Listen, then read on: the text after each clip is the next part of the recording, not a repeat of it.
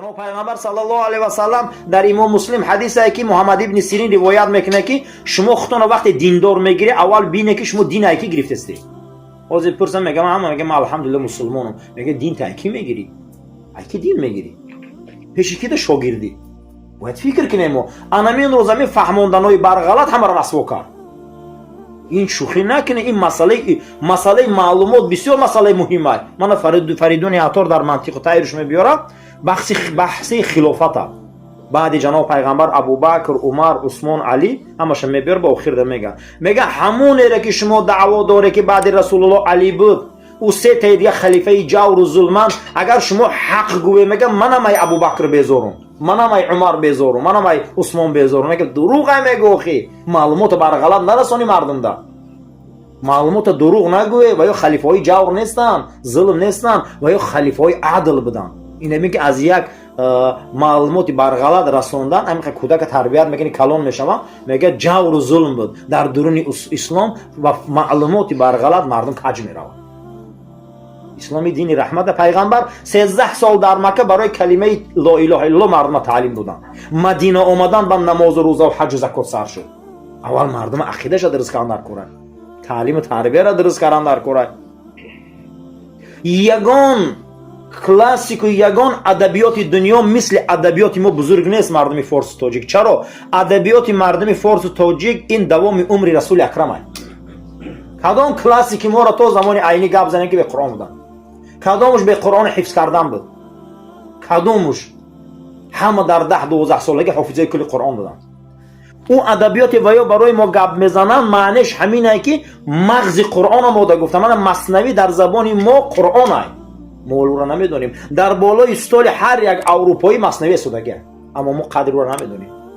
او حیات ما را گپ میزنه. حتی اگر ما 7 اورنگ نظام گنجوی را خونیم داستان لیلی و مجنون میگه لیلی و لیلی دختری نیست که تو عاشق شوی در وی. نه لیلی میگه اصلا همون راز نهفته الهی ما مجنون ما دیوانه اویم ما دیوانه شده. میگه نظامی را بین که توحید خداشناسی در لیلی مجنون میبیاره. میگه ملبا در همچه داستان بحث میکنه که او لیلیه که میگه او نیست او را شما آدم نگوی او همه فرو دنیا را گرفته. میگه در همون سیما ما آوردم شه مجنون هر یکی ما که دیوانه او شدگیم. ولی ما هر یک تمام برادرها فکر کنیم باید در پیش خالقمون کم خدمت کردگیم کم عبادت کردیم. چی برای که معلوماتمون کمه نسبت مثلا برخ معلومات داریم قبیله نمیتونیم شکل علاقمون میکنه. نسبت خدا معلوماتمون بزرگ باشه انم که احتیاطش میکنیم. برای همین دین ایکی میگیره معلومات ایکی میگیره قطعی کی میشینه قطعی کی صحبت میکنه. ایرا بسیار اهمیته که محیط تأثیری کلان داره. محیط تأثیری کلان در حیات هر یک انسان داره. این شب معراج رسول اکرم پیغمبر خدای شب معراج کردیم آسمانی دنیا را تماشا کردیم فیلم قیامت دیدیم چیزی را گفتیم این شب رفته با چشمشون دیدیم دوزخ دیدیم جنت دیدیم او مقصد مقام رو دیدیم. معلومات همینه که کسی معراج این کار کنه دین میبروید. برای همین معراج دونه که شب معراج رسول اکرم فهمیم که پیامبر ما آسمانی دنیا رفتن به نام جسد آمدن در این زمین تصدیقاتشون رو ببینیم چقدر بزرگ حضرت ابوبکر صدیق نشان دادن پیامبر را تصدیق کردن. در یک حالتی غم بدن رسول الله در مکه چقدر جاهلای عرب غمش میدادن. خداوند پیغمبرش این شب مهمانی دعوت کرده رفعت پیامبر ما بلنده. ما مسلمانیم الحمدلله ما دین مون دوست می‌داریم آیین مذهب مون دوست می‌داریم. برای همین دین ما همش جناب پیغمبر صلی الله علیه و سلم در یک جامعه غفلت زده و جهل زده عرب اومده بودن که تمام جامعه یک کارای خرافاتی و یک کارای به معنی داشتن. اون زمان قرآن زمان جاهلیت میگم ما هم زمان جاهلیت میگیم. جاهلیتشون بدبختیشون همین بود که فرزنداشون زنده به گور نکردن عربو. پیغمبر اومد عرب کرد.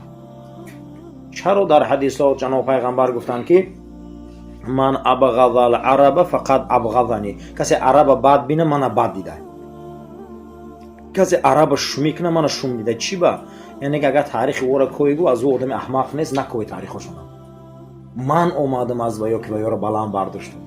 یک مردمی که بت پرست و بی معنی بودن جاهلیت چون به درجه بود که منزلت چون که сипару шамшерту найза корошнал мекард, на ақл андеша. Анами хел инсоно буданд, шуришгар, дуз, раҳзан. барои анамин пайғамбар чува худованд ай байни рум охирон пайғамбара ҷудо накард, ки шумо византияро медонед, чува аз байни форс накард, ай байни ино гар охирон пайғамбара худо ҷудо мекард, мегуфтанд ки ваё пеши инам зур буданд, пеши ай пайғамбарам форс зур буд, пеши ин пайғамбар омаданам мардуми рум зур буд.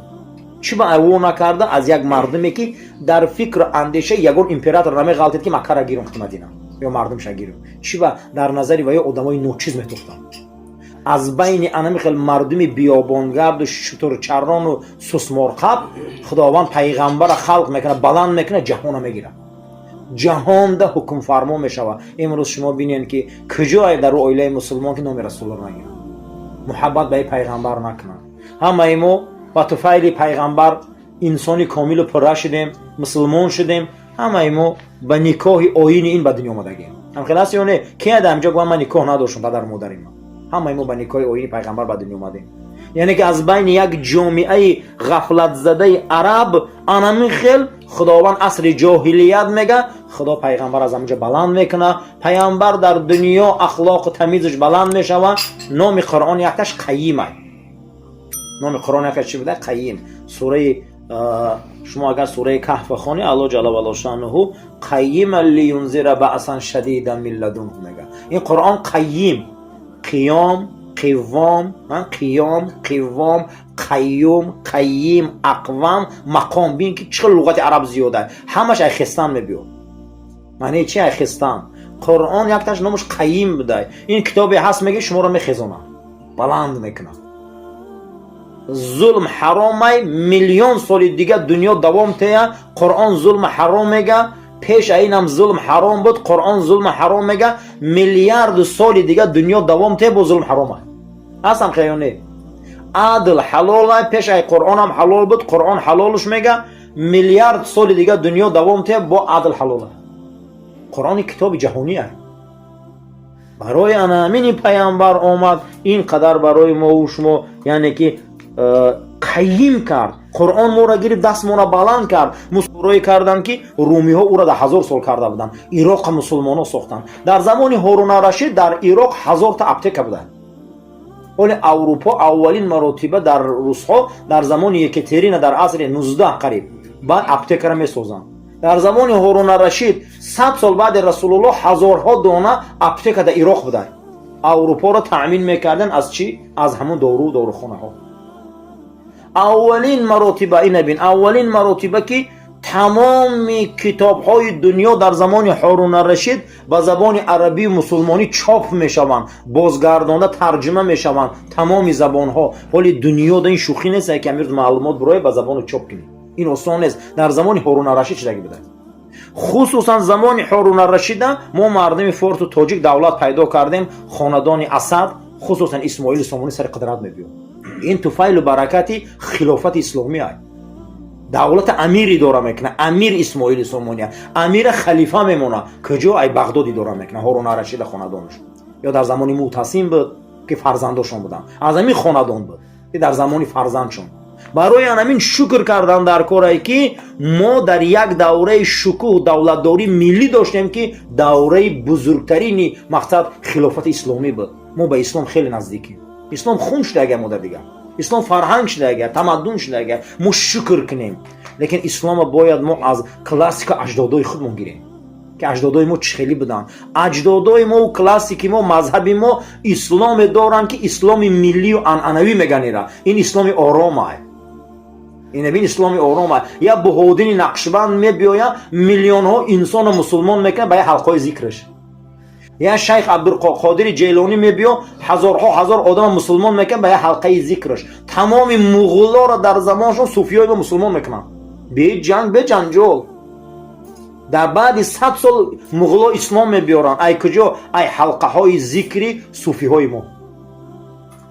барои ҳамин имрӯз тасаввуфа баъзе гурӯҳҳо бад мебинанд. ин маънеша ваё ислом ваё ай дигар ҷо об мехӯранд. барои ҳамин як тамошо кунед ки чӣ хел як мактабҳои ишқию мактабҳои тасаввуфӣ буд ки ба як зикру ба як саллабандию ба як риёзати нафс миллионҳо миллион одами рамидаро дар раҳ медароварданд. чизе намегуфтанд, чизе намегуфтанд. агар 700 солам дар гуноҳ бошӣ, ҳамон рӯз мебиёӣ ту дар рамка медори худо туро мебахшад.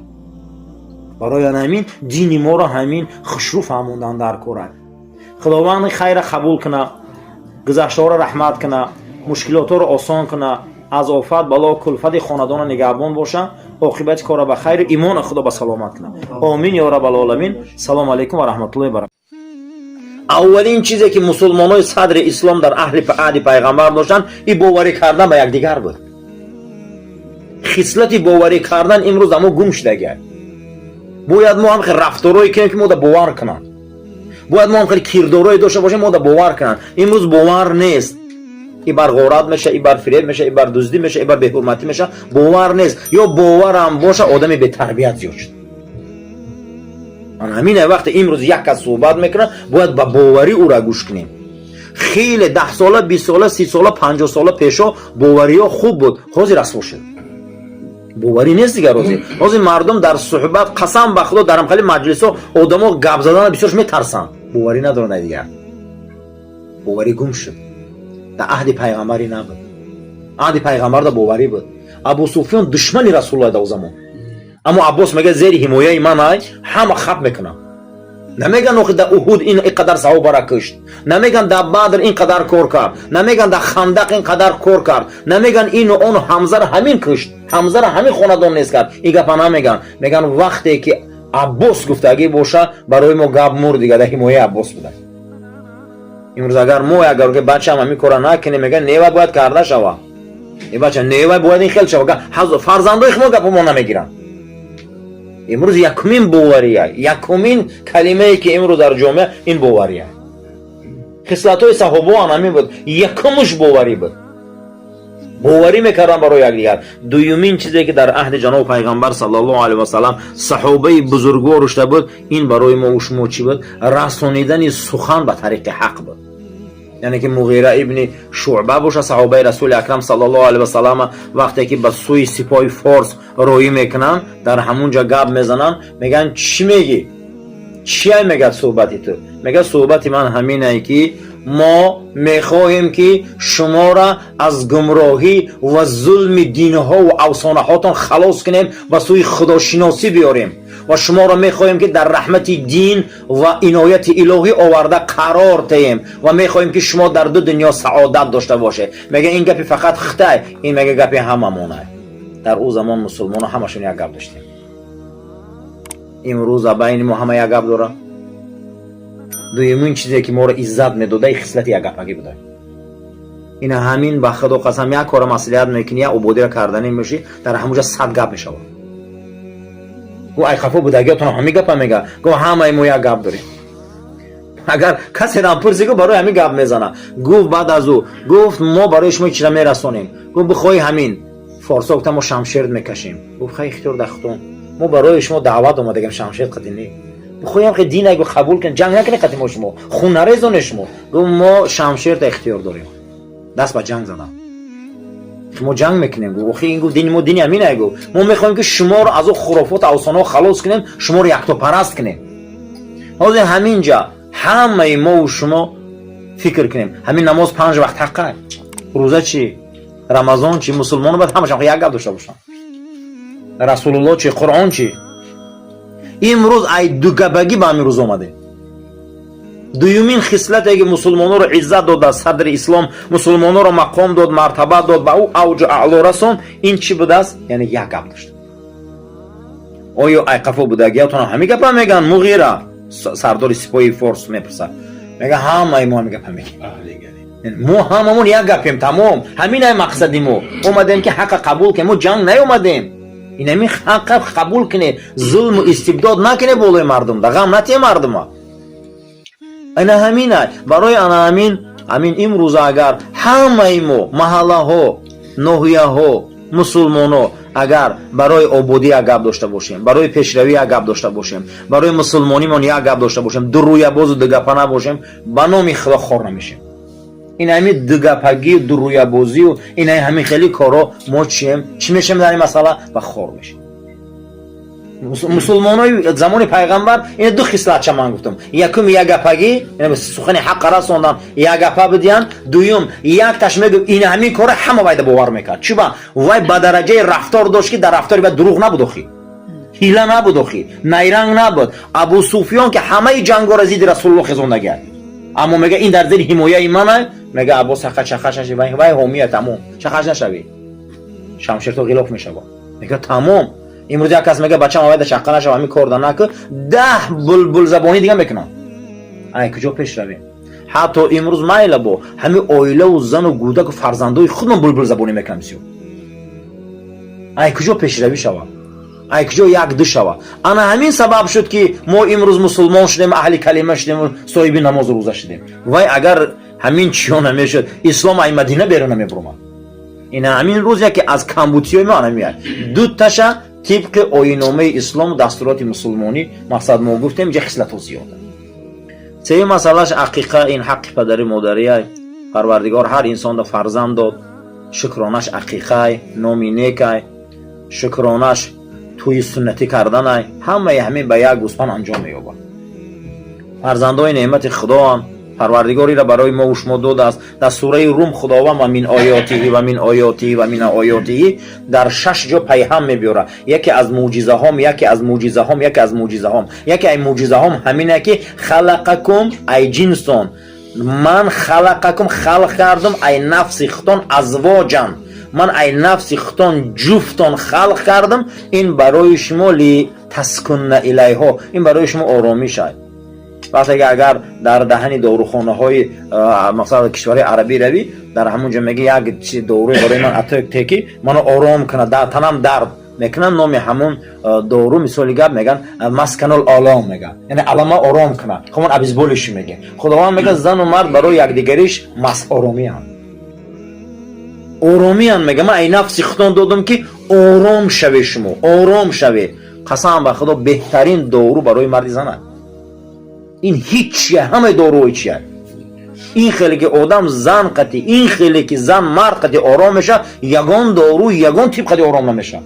این خدا میگه من کردم ای شما جفت دادم، حفظه نبیره دادم. اینا همش میگه برای آدمی با عقل، میگه یه معجزه. این فرزندو معجزه، این نبیره معجزه. اینا را معجزه الهی را خدا داده ماده. اینا را خرساندیشون عقیقه، خرساندیشون نامی نیکه، توی ختنه سوره، موی سری وی قیچی زدنه، استا آورده دستی وی یا امروز دکترا برامدگه دستای وی حلال کردنه. انا همین حق پدر باباگی. این برای شما مبارک شود. کسی با امکانیاتش 7 روزگی ده نکرد، 9 روزگی، 9 روزگی نکرد، 40 روزگی تا آخر عمرش کرد، ثواب صاحب شود. کم اینه. دوم مسلمان های صدر اسلام زمان پیغمبر چی خصلت داشتن که قدر با آبرو بودن اسلام پیش رفت؟ مسلمان های دوره ما چی خصلت دارن؟ این اینجا بحث خصلت های. اینجا همه آدم های. ابوبکر صدیق هم آدم های، ما هم آدمیم، عمر فاروق هم آدم های، رسول الله هم آدم های. چی خصلت های که با او درجه رسیدن؟ ایری خصلت این. یکمین چیزی که در مسلمانای اون دوره بود انا همین بود. یکمین چیزی که در مسلمانای او دوره بود، یکمین چیزی که پروردگار در اونها داد این همین بود که اگر یک تاش میگفت که همین کار دا من امان میتیم، همین گپ گپ میزنیم، یک تاش همه او را گوش میکرد. ابو سفیان دشمنی رسول اکرم صلی الله علیه و سلم در چندین جنگ ها زیر پیغمبر لشکر کشیده. همون روز میبیا پیش عباس امکی پیغمبر خدا، میگه من پیش پیغمبر خدا بدرور قدی پیغمبر صحبت کنم. پیش پیغمبر خدا میدراین صحبت میکنن، بعد از اون میبراین که مشرکا و مسلمان‌ها شمشیرها رو میکشن که اینا قبیده میشه. عباس میگه این در امانه، میگه در زیر حمایه من. همه خب میکنه. اینا میگه همه خب میکنه. یکمین چیزی که مسلمان‌ها دا بود باوری بود. همون روز میبیای مکه، میگه مردم میگه من شما در کار ندارم، ما کسی در خانه منه دو در امانه. این امانه ما در پیغمبر بود. عباس همون کارهای ابو سفیان کردگی عباس مدروی مسلمانش میکنه گشتا میبروره رضی الله تعالی عنه میگه این در زیر حمایه من دیگه مسلمان هم خب میکنن. روز اگر یک دوره دیگه کلون هم گوش نمیکنن، یک کلون یک گپ میگه ده ها انسان دیگه گپ گپ میگردونن. امروز باوری نیست در بین مسلمان امروز هست یا نمیکنه.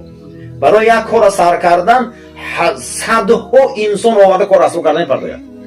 میگی نمی کار باید همین خشم و خیلی تجربه مای اما او را ویران کرده ولنگوار میکنم. وقتی باوری نباشه هیچ کس آباد نمیشود. سلسله بحث ما و شما درباره همین بود که انسانیت تقسیم میشود ای هر یک آیین دین، اما ای نقطه نظر دین مبین اسلام سخن حضرت علی کرم الله وجهه بود است که آدم‌ها سه تقسیم میشدند: یکم علمای ربانی، دویم خادم و هم خدمتگاراشون. خدمتگارای علمای ربانی اینها نفرای هستند که پیغمبر صلی الله علیه و سلم گفتند که هر کسی که خدمت علمای ربانی را میکنه او انسان هیچ مال هلاک نمیشود. هلاک به معنای مردن نه که ما این دنیا دا میموریم، همه ما اینجا هلاک میشویم، نزد خدا میریم. هلاک به معنای شکست خوردن، افت کردن، حسرت خوردن. یعنی که این روی هست که اگر خدمت علمای ربانی را کردیم و دعای اونها را گرفتیم و اونها دا مخلص شدیم، یگان جای سوختنش نیست. دومین طایفه در اسلام کسایی بودند که اینها خدمت علمای ربانی میکردند. خدا همین راه خط انسان‌ها را پیش میبره و میتیه. همین راه خط پروردگار مشکلات را آسان میکنه. همین شما هم در همین مسیر تاریخ اگر اهمیتین همین تقوا کسی که همین علما را دوست می‌داره، دین را دوست می‌داره، علما را حرمت میکنه، همین انسان‌ها در همین دنیا پروردگار فیض برکتشون داده، یا غیرتشون داده، یا ناموسشون داده. کسی که علما را حرمت نمیکنه، همین چیزا را مسخره میکنه، همین کارا دوره، همون نظر کنیم زندگی ها معنی نداره.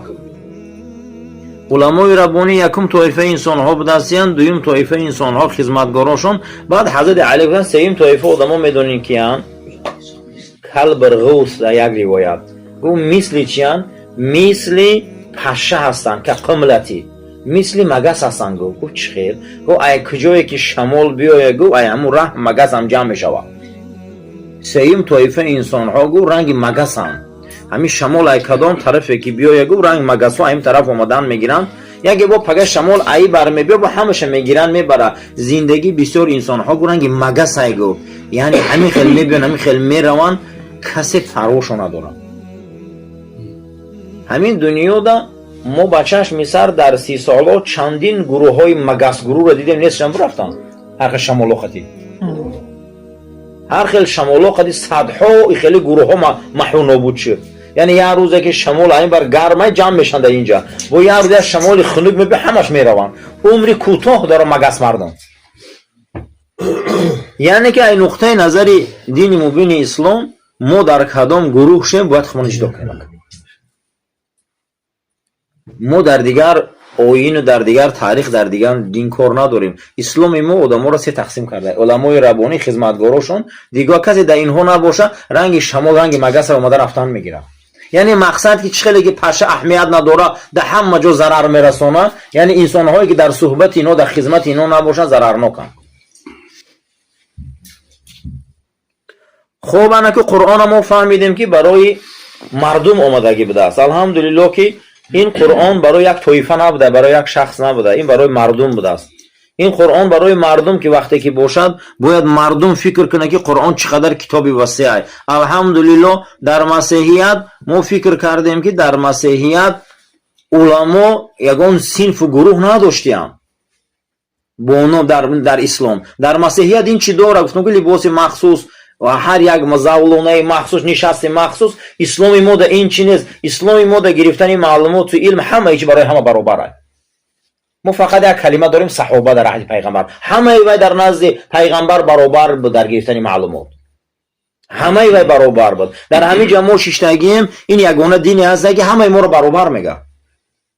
همه شما میگه اسلام باید برابر بهره گیریم، همه شما در سرخون برابر بهره گیریم، همه شما در یک دیگر میگه برابری نزد خدا ده. یگان چیز نیست مگر اگر درجه را نزد خدا ده اسلام جدا میکنه به واسطه تقوا و دیگر مسئله.